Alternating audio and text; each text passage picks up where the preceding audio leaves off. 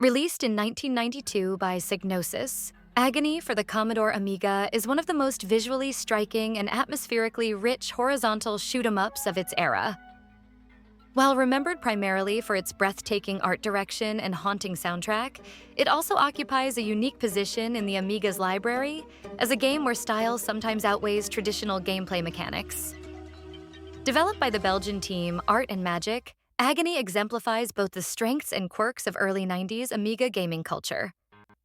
The early 1990s were a golden era for the Commodore Amiga, which excelled in producing graphics and audio far beyond most contemporaneous home computers. Psygnosis had already built a reputation for games that dazzled technically, such as Shadow of the Beast and Leander. Agony followed in this tradition, but with an unusually somber, almost surreal tone. Perhaps the most immediately striking element of Agony is its artwork. Instead of the usual sci-fi ships or space marines, the player controls a barn owl flying through 6 horizontally scrolling levels. The backgrounds are gorgeously detailed, with parallax scrolling, painterly landscapes, and surreal, dreamlike imagery, ranging from serene coastlines to eerie cavern systems.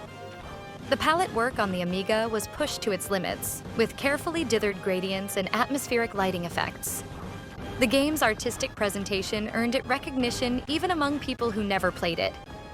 Screenshots of Agony were often used in Amiga magazines simply to show off the machine's graphical capabilities. The title theme by Tim Wright, later known for Wipeout's soundtrack, is legendary among Amiga fans. The opening track, a slow, melancholic piano piece, is unusual for a shoot-'em-up. It creates a sense of foreboding and beauty before the action even begins. The in-game music is more atmospheric than energetic, complementing the dreamlike visuals instead of pushing frantic rhythms. Sound effects are crisp and satisfying, though minimalistic. The emphasis is clearly on music as an immersive tool. At its core, Agony is a horizontally scrolling shooter in which the player guides the owl through waves of enemies while collecting power-ups. Controls are responsive, though the owl's hitbox is relatively large, which can make dodging in tight spaces challenging. Power-ups include multi-directional firing, increased speed, and special weapons. Unfortunately, the gameplay is where some critics have found fault. Enemy patterns can feel repetitive, and the difficulty curve is inconsistent. Some levels are unexpectedly punishing, while others are straightforward.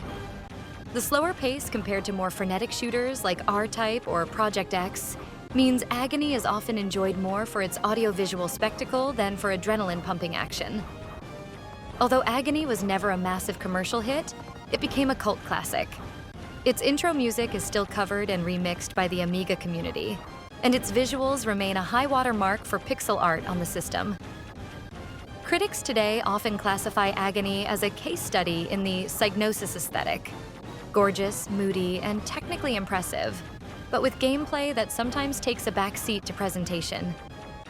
Nevertheless, for many Amiga fans, Agony is a treasured part of the machine's history. Emblematic of an era when home computer developers pursued art as much as arcade thrills. Agony for the Commodore Amiga is more than just a shoot-'em-up. It's an audiovisual experience that demonstrates what happens when a game's primary goal is to create an atmosphere of wonder and mystery.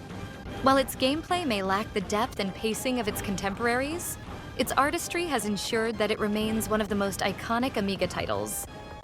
In a time when pixel art was often constrained by hardware limitations, Agony proved that the Amiga could produce visuals and music capable of genuine emotional resonance.